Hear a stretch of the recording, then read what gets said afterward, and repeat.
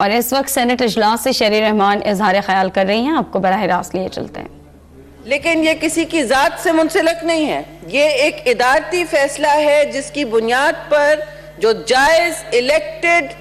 आइन के मुताबिक आर्टिकल 17 के मुताबिक ट्रेड यूनियन को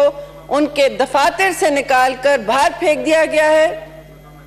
दफातर से निकाल कर बाहर फेंक दिया गया है और उनको 2 कमरों में महदूद कर दिया है कि आप यहां से निकलेंगे नहीं,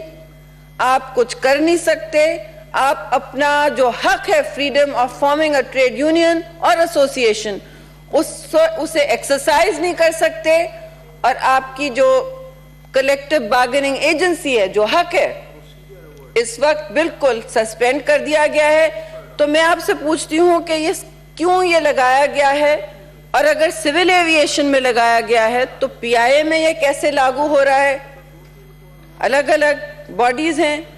और अगर ऐसा है तो ये इंडस्ट्रियल रिलेशंस एक्ट के बिल्कुल मुतरादिफ है और हमें देखना चाहिए कि कितने यहाँ पे हमारे एम्प्लॉयज़ हैं जो बाहर खड़े हुए हैं, जिनकी तनख्वाहें नहीं दी जा रही हैं। अभी दूसरी बात पर यह हुआ कि पायलट्स निकाले गए। देखिए, जो जायज़ है, जो मेरिट पे है चेयरमैन साहब, वो बहस में हम हैं ही नहीं, लेकिन जो जायज़ हकदार हैं, जिनको 12-12, 18-18 घंटे बगैर शिफ्ट के क्रू को लगाया जा रहा है काम पे कोलू की बैल की तरह, उनके पास कोई कलेक्टिव बार्गेनिंग एजेंट नहीं है। जो अमेरिका में भी जो सरमायादार माशरा है,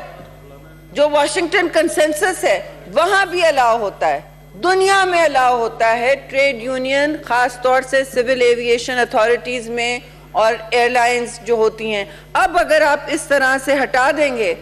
और मैं एक आखिरी बात यह कहूंगी कि कोर्ट ऑर्डर, अदालत ने इनको बहाल किया है, इस यूनियन को चेयरमैन साहब अदालत ने बहाल किया है और आइन के मुताबिक बहाल किया है, लेकिन उनके हुकूक कहीं इनफॉर्मली और कहीं फॉर्मली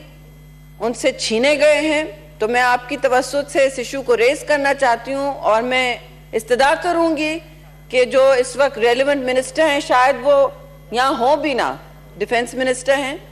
डिफेंस नहीं एविएशन, लेकिन उनकी जगह जवाब दे रहे हैं जी एविएशन के मिनिस्टर जो भी हैं, वो नहीं आते तो सुमरो साहब हैं एविएशन के मिनिस्टर जी, अगर वो जवाब दे सकते हैं और कुछ एश्योरेंस दे सकते हैं कि कब इस तरह की इनफॉर्मल बैन उठेगी